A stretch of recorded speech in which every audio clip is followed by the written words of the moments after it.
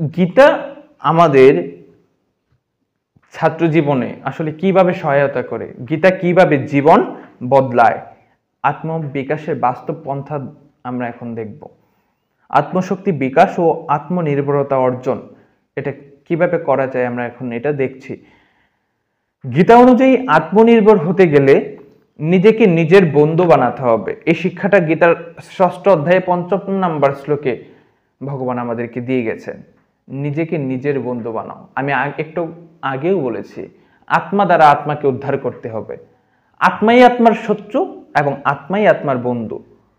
তাহলে আমি যদি আত্মাকে আত্মার শত্রু না বানিয়ে আত্মাকে আত্মার বন্ধু বানাতে পারি, তাহলে জীবনে চলার পথটা আমার অত্যন্ত সুন্দর হবে।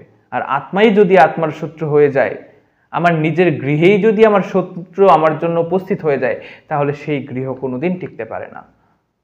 তাই আত্মাকে আত্মার বন্ধু বানাতে হবে। গীতা 6ষ্ঠ অধ্যায়ে শিক্ষা দিচ্ছে, নিজেকে নিজের বন্ধু বানাও। উদ্ধরেত আত্মানম আত্মানম, অর্থাৎ নিজেই নিজেকে উত্তরণ করতে পারো, নিজের শত্রু আবার নিজেই, এটাও মাথায় রাখতে হবে।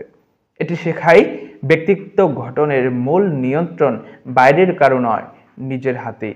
তাই গীতা আত্মবিশ্বাস গড়ে তোলে, নৈরাশ্য দূর করে, অভ্যাস ও নিয়মানুবর্তিতার গুরুত্ব শিক্ষা দেয়। 6ষ্ঠ অধ্যায় 35 নম্বর শ্লোকটা একটু খুলে দেখবেন। স্থির বুদ্ধি হওয়া মনোবিজ্ঞানসম্মত পাঠ এখন আমরা একটু দেখছি। গীতার 2য় অধ্যায়ে শ্লোক 55 থেকে 72 একটু দেখবে। স্থিতপ্রজ্ঞের লক্ষণ ব্যাখ্যা করায় সেখানে বলা হয়েছে সুখ দুঃখে সমভাব থাকা, ইন্দ্রিয় সংযমী হওয়া, আকর্ষণ বিকর্ষণের নিজেকে ঊর্ধ্বে রাখা। আধুনিক মানসিক স্বাস্থ্য, মাইন্ডফুলনেস, রেজিলিয়েন্স, ইমোশনাল ইন্টেলিজেন্স, এসব গুণ গীতা বহু বছর আগে ব্যাখ্যা করে গেছে, কিন্তু আমরা অধ্যয়ন করি না, তাই জানি না। এখন আমরা দেখব ষড়রিপু। ছাত্র জীবনে গোপন শত্রু ও গীতা দ্বারা নিয়ন্ত্রণ পদ্ধতি। এই ষড়রিপু হচ্ছে ছাত্র জীবনের একমাত্র গোপন শত্রু, যারা গোপনে থাকে কিন্তু ছাত্র জীবনটাকে ধ্বংস করে দেয়। এখন আমরা জানব এই আমার ছাত্র জীবনে যে এত গোপন শত্রু এই ষড়রিপুকে গীতা দ্বারা কিভাবে নিয়ন্ত্রণ করা যায়। চলুন একটু জানি। ষড়রিপুগুলো কি কি?